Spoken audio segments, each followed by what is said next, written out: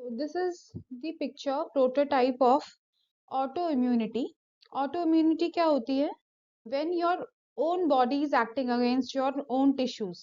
Like आपकी body में कुछ इस तरीके के एंटीबॉडीज बन गई हैं जो आपके ही ऑर्गन्स को अटैक कर रही हैं।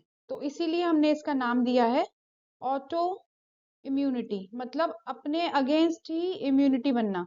आमतौर पर इम्यूनिटी क्या करती है? आपको चीजों से बचाती है, वायरस, बैक्टीरिया या बाहर से कुछ जो चीज बॉडी के लिए अच्छी नहीं है उसको बचा रही है। करेक्ट। नाउ कभी कभी हमारी बॉडी कुछ इस तरीके के केमिकल्स को प्रोड्यूस करने लग जाती है जिससे हमारी बॉडी को ये समझ नहीं आता है कि ये हमारा अपना ही पार्ट है। फॉर एग्जाम्पल कुछ इस तरीके की केमिकल्स रिलीज होने लग जाते हैं, एंटीबॉडी रिलीज होने लग जाती हैं कि वो स्किन को इफेक्ट करने लग जाती हैं, जॉइंट्स को इफेक्ट करने लग जाती हैं और किडनी को इफेक्ट करने लग जाती हैं। तो जब पेशेंट, एक एग्जाम्पल के तौर पे, जैसे कभी कभी एक पेशेंट आया जिनके स्किन पे रैश है, जॉइंट्स में पेन है और किडनी में यूरिया और क्रिएटिनिन बढ़ा हुआ है। अगर इन तीनों का कॉम्बिनेशन आता है तो हम ज्यादातर एसएलई की सोच लेते हैं कि एसएलई हो सकता है। अगर एसएलई का मतलब क्या हुआ? Systemic lupus erythematosus. अब ये जो कंडीशन है, ये एक प्रोटोटाइप क्लासिकल एग्जाम्पल है जिसमें हमारी बॉडी हमारे अगेंस्ट ही काम करे।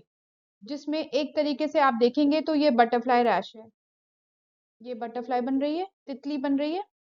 This is called as butterfly rash. ये एक और तरीका है। लाल रैश, इरिथेमेटोसस मतलब लाल कलर के रैशेस, लाल कलर के लीजन्स। तो इस तरीके के प्रोटोटाइप होता है। बट इतना सिवियर केस जरूरी नहीं है कि आपके पास आए, कुछ हल्का भी हो सकता है।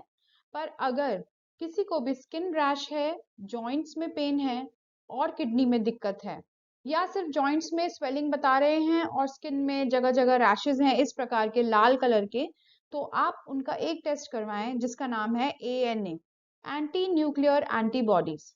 जब एंटी न्यूक्लियर एंटीबॉडी पॉजिटिव होगा तो फिर आप उसको समझ सकते हैं कि बॉडी में ऑटो इम्यूनिटी हो रही है। ऑटो इम्यूनिटी हो रही है मतलब अब हमारी बॉडी हमारे ही अगेंस्ट काम कर रही है और उसमें एएनए सबसे ज्यादा पॉजिटिव होता है। 98% केसेस में एएनए पॉजिटिव आएगा अगर हमारी बॉडी में ऑटो इम्यूनिटी है या फिर पेशेंट को एसएलई है। एएनए के अलावा और कौन सी एंटीबॉडी है जो पॉजिटिव आ सकती हैं? उनका नाम हो सकता है एंटी डीएस डीएनए।